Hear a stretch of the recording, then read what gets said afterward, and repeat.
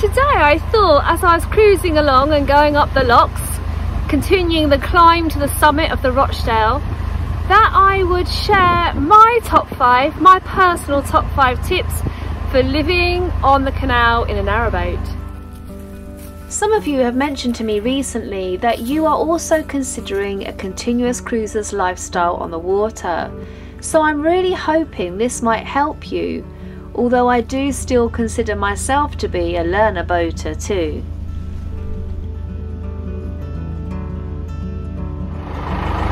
Let's get to the first lock first. This pound of water has caused me some problems this week. I was moored about 20 metres back from here when this happened. Absolutely grounded at the bottom here, just run a lock through of water through, hoping that's going to lift me a bit. Really kind boat from Misty Waters is just going to go up and let some more water through the pound for me. And I put Zephyr on the bank. In my attempts to shuffle the boat forward to a slightly deeper spot, the bow took itself across to the other side of the canal and the rudder wedged itself into the rocky shallows, so my home was stuck in this position. Luckily it's not a busy canal, no one's coming along, but if somebody was coming along they might be able to tow me out. But thanks to Tink on Narrowboat Misty Waters, who let more water through into the pound from the lock above, I could eventually move Alice Grace and moor her up in a better spot. See you later!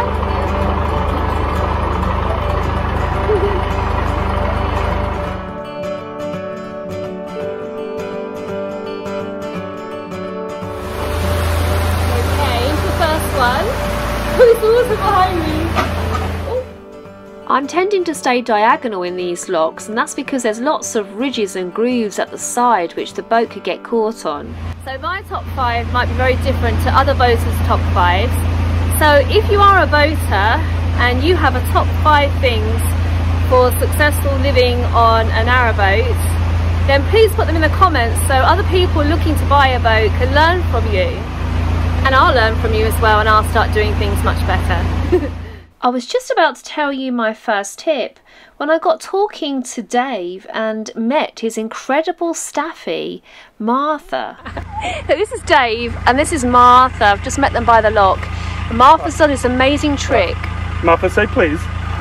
Good girl. When you have a bite. Right, leave it. Have a bite. Oh my gosh. She does one bark for please. Yes. And a bit of talking for I love you, okay? Like say I love you. I love you. Oh!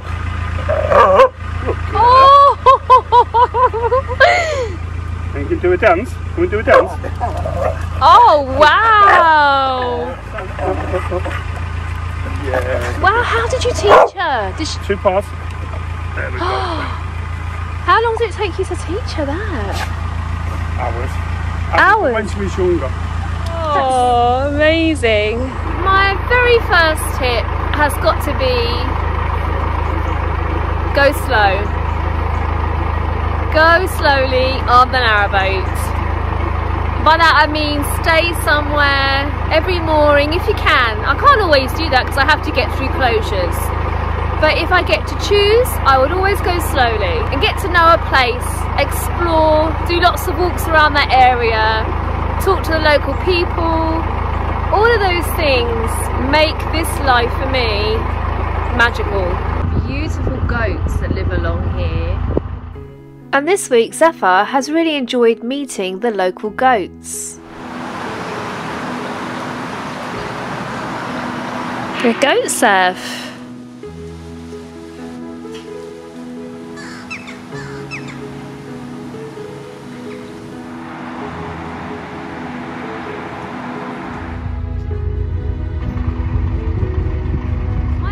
Tip is easier said than done, and I've learnt the hard way by not being this. But my second tip is be organised.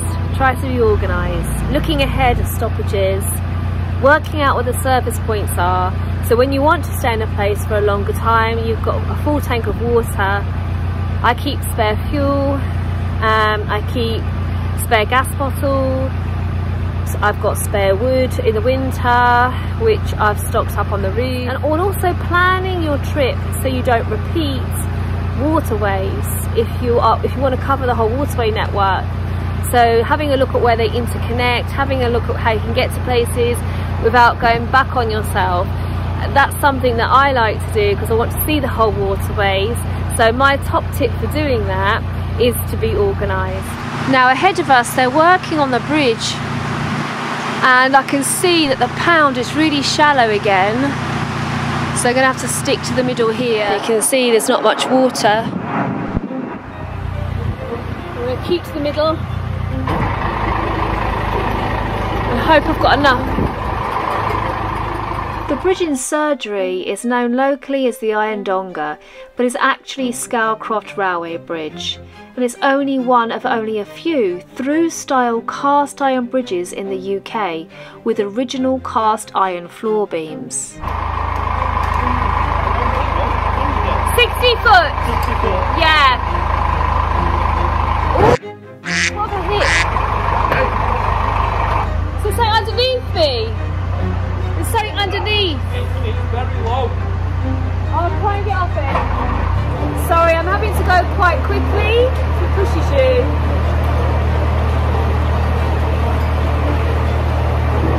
Whoa!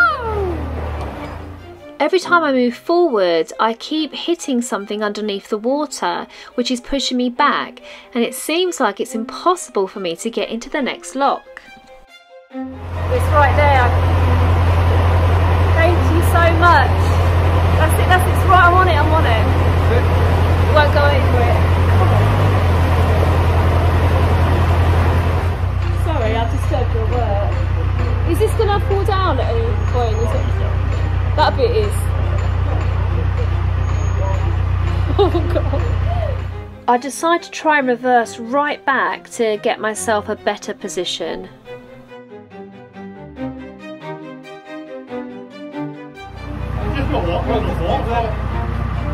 I should have gone back. I'll tell you what I'm going to do. I'm going to get off the front and pull it in. So walk along the gunnels with the centre line in my hand, jump off onto the towpath and begin pulling Alice Grace over to the other side.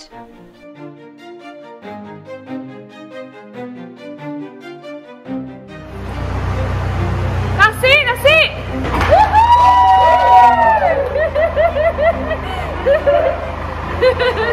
Thank you!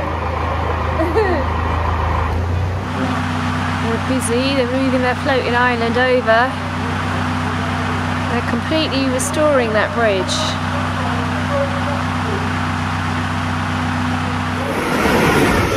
My next tip is to have an open mind about places with bad reputations. So I've had the best sleep I've had in ages because it was so quiet, because no one comes down here. Not even Puny and Smek turned up.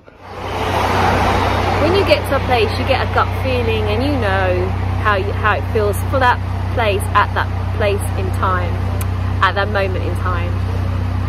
So yeah, have an open mind when it comes to places with bad reputations is my tip number 3.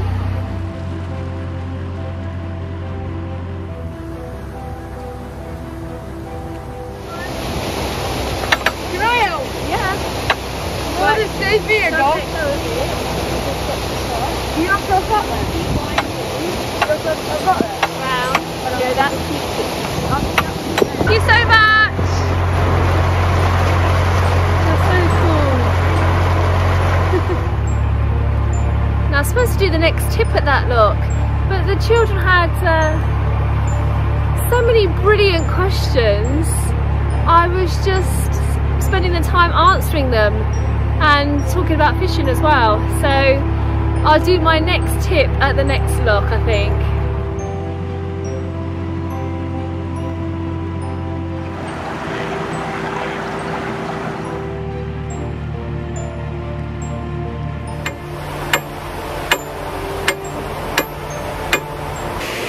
My tip number 3 is to love your batteries. Alice Grace has lead acid gel batteries, which I look after by charging up for an hour an evening in the winter, using few electrical appliances, turning the fridge off at night from October to March, mooring in places with good solar and moving the panels throughout the day. We also make sure the batteries don't drop below 12 volts, and if they do, we run the engine to re-energise them again. You're my favourite dog in the whole wide world. Yes you are. You're my favourite dog in the whole wide world. Next one, my last one, number 5, is everything has a place. That's a way of dealing with living in a very small, tiny home, making sure that everything has a place.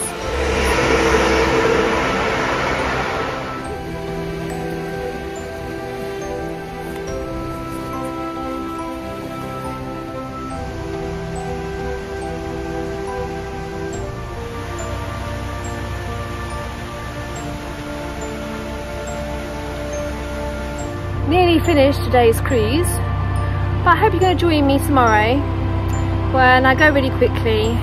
I'm really disorganised, chuck everything about all over the place, panic and hammer the batteries. So I think it's going to get dark now, so let's see if we can get through these next 2 locks with the light with us. Beautiful Chatterton was in the past now, and tomorrow we would begin our journey to Littleborough. So there's a little narrowboat there, Moonraker. It's got its own little lock gate. So cute.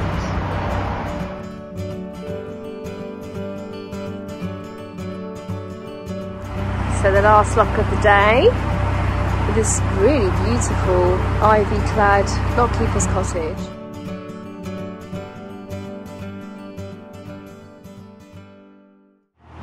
So off we go to Littleborough. There's a closure up ahead at Lock 39, which starts on the 4th of November, so we really want to be well clear of that before it shuts.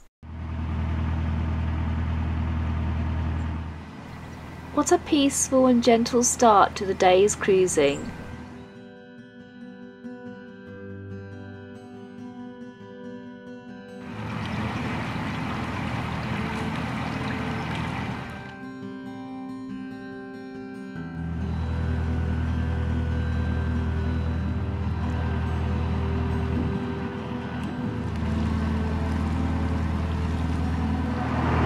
So it's Castleton in the distance.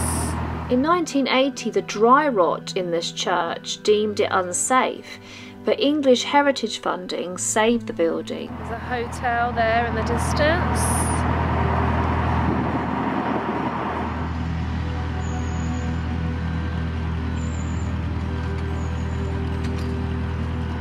Okay, first lock of the day.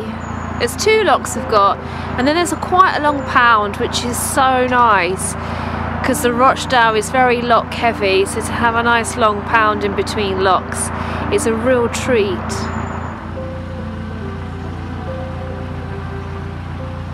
This lock gets its name for 2 reasons.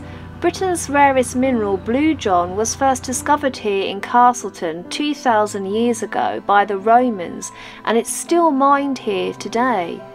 And it's called New Lock because...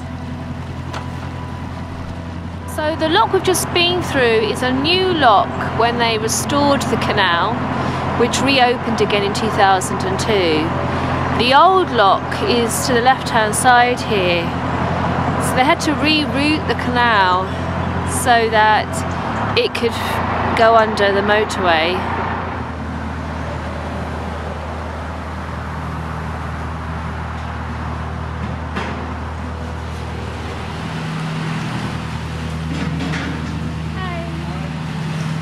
So they made a floating towpath rather than build a towpath through the new diverted canal.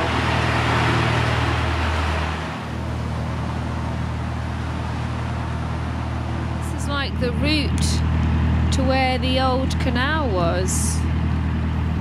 And if you look at the church spire here, you can see how the old supermarket became the new waterway.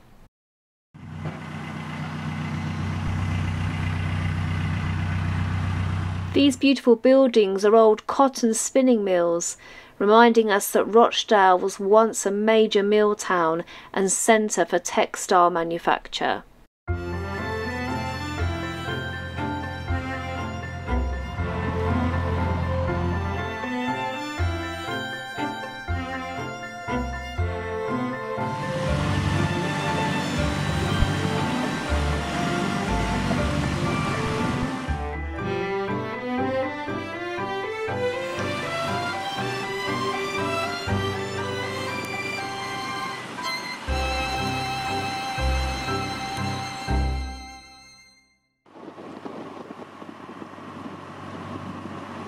But the relaxing bit was soon over.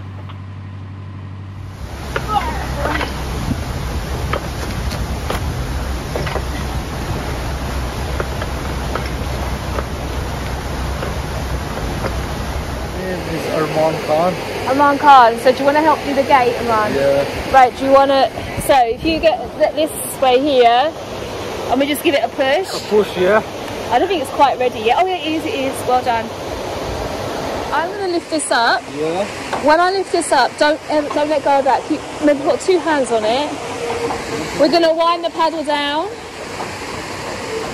Okay, you just give it a little move that way. That's it, now wind it back. That's it. Perfect. Keep going, do not let go. That's it. I have to be a professional. Well, you are a professional. Look at me. You're good, very good. Look, I'm doing it to the heel. Oh, sorry. Right, that's it, that's it. I'll see. Brilliant. Those 2 locks are really difficult. Oh, I didn't know there's going to be a swing bridge, but there's a swing bridge. So I'll go and operate that.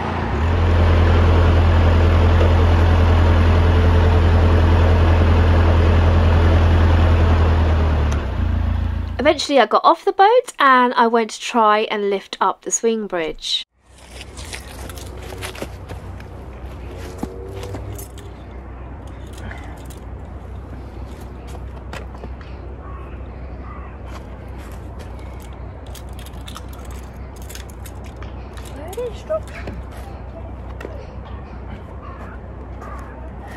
But when we eventually got through the swing bridge, this happened. Stuck on the shallows. This was wrapped around the prop, so that I thought I was actually wedged on something, but it wasn't, it was this. Suddenly got really chilly because we're up high now and there's that low mist and we're sort of enveloped in it. I don't think it's long. It's been a bit of an adventure today. But I've loved every minute of it. Well, so far. I've seen what it's like where we're stopping.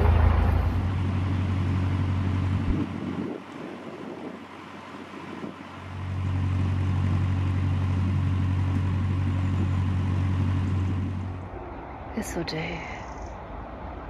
It's really quiet. What a day.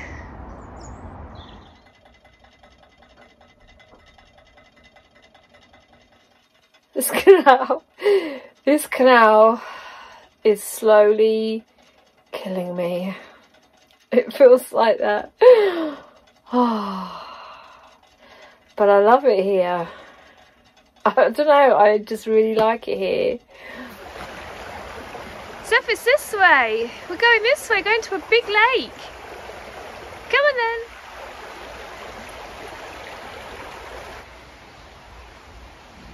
But what a great saying. We make a living by what we get, but we make a life by what we give. That's such a good saying. Resource rescue, rehabilitation, retraining and retirement. Feeling quite emotional this morning because India, my daughter, has just told me, Zeph's feeling emotional as well. It has just told me that she's just got a job in Cambodia. She doesn't live on the boat, she's grown up. And she does all sorts of projects with conservation, and she's just got a job in Cambodia working in conservation for a year. and my son, he works overseas in the Czech Republic. It just means I just don't get to see them, and obviously part of me is sad about that, but then part of me is really pleased that they're both choosing to live a life that brings them fulfillment and happiness, and that's all I want really as a mum. I want my children to be happy and fulfilled, and you know, doesn't mean that I will love them any less. Our love will carry overseas, won't it? But it is still, I won't see her at Christmas this year, and it's the first year that we won't be together as a whole family at Christmas. The air feels so clean here. I mean, look at where we're walking. We're very lucky this morning, aren't we, Seth? All those locks, all those shallow pounds, things being caught in the prop, all of those things all coming aground. It's all very worth it to be walking through here. I'd never have got here without all that struggle.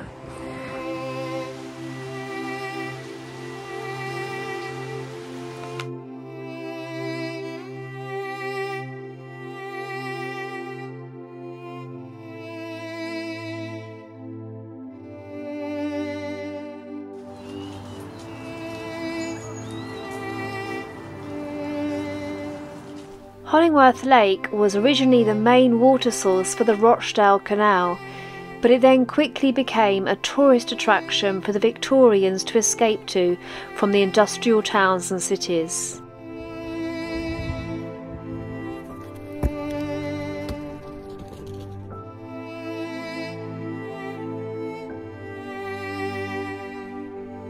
On the way back now, gorgeous walk around the lake.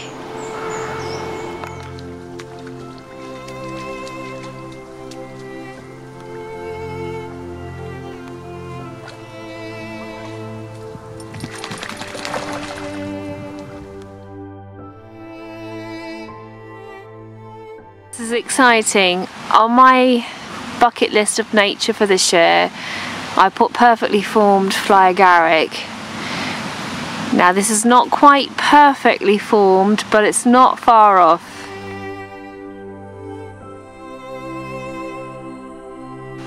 That's beautiful.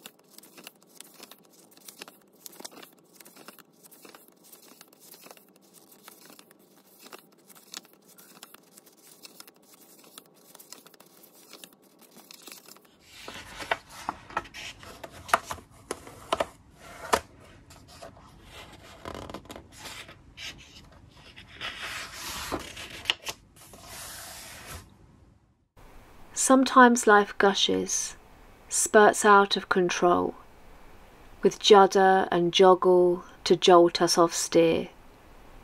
So when all its rushes subside to a lull, we'll relish the slowing to our lowest gear, observing it all with the gaze of a deer.